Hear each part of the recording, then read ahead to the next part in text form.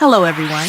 Today we're diving into a quick and easy guide on how to use Kemono with VLC Media Player.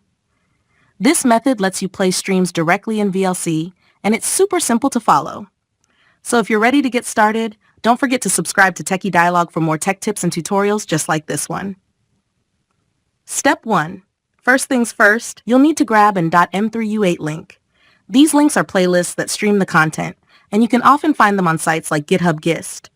Just do a quick search for an M3U8 link related to Kemono or whatever content you're looking for. Step 2. Once you have your link, go ahead and copy it. Just right-click Copy or use the keyboard shortcut Control-C on Windows or Command-C on Mac. Step 3.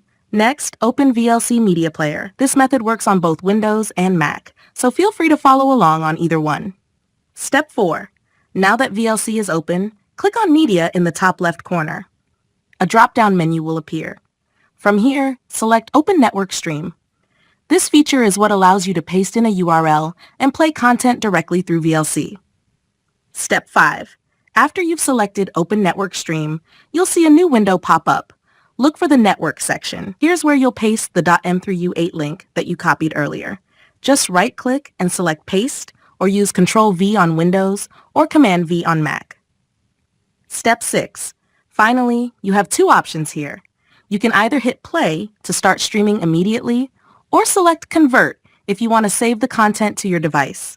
Choose whichever option suits your needs. And that's it!